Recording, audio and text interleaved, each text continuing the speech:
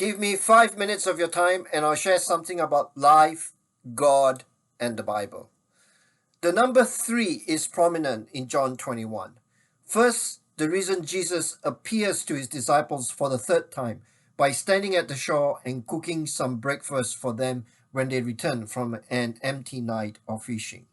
Second, Jesus asks Peter 3 times if he loves Jesus. 3 times Peter answers that he loves Jesus. How many times does Peter deny Jesus in the courtyard of the high priest Caiaphas? 3 times. How many times does Peter say to Jesus that he loves him? 3 times. Although it takes a long time, Jesus restores Peter to be the leader of the disciples. 3 times Jesus asks Peter if he loves him. Jesus restores Peter to be the leader of his followers in John 21. If you read Mark 14, you will find that Peter not only denies Jesus 3 times, at the third time of denial, he also curses and swears. Mark 14, 70 to 72. Again he denied it.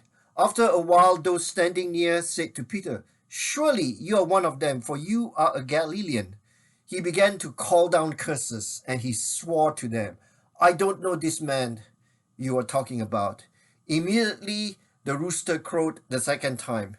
Then Peter remembered the word Jesus had spoken to him. "Before the rooster crows twice, you will disown me 3 times." And he broke down and wept. Mark 14, 70 to 72.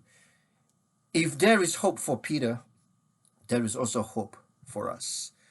Jesus restores Peter. Jesus also restores us when we make mistakes. Jesus stands beside us.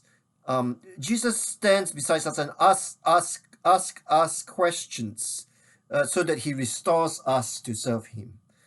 Jesus restores Peter even though it takes him 3 times to ask Peter this question. "Peter, do you love me?" When Jesus appears to his disciples on the shore, he is intentional about restoring Peter to the leadership of his followers.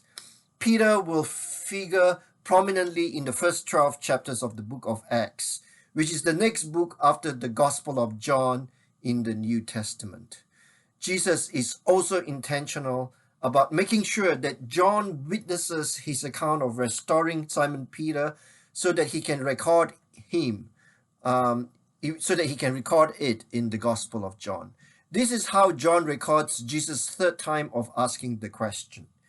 John 21, 17 to 19. The third time he said to him, "Simon, son of John, do you love me?" Peter was hurt because Jesus asked him the third time, "Do you love me?" He said, "Lord, you know all things. You know that I love you." Jesus said, "Feed my sheep. Very truly I tell you, when you were younger, you dressed yourself and went where you wanted. But when you are old, you will stretch out your hands and someone will dress you and lead you where you do not want to go." Jesus said this to indicate the kind of death by which Peter would glorify God. Then he said to him, "Follow me." John 21, 17 to 19. The 2nd century Christian writers, also known as the Church Fathers, tell us that Peter died being crucified upside down.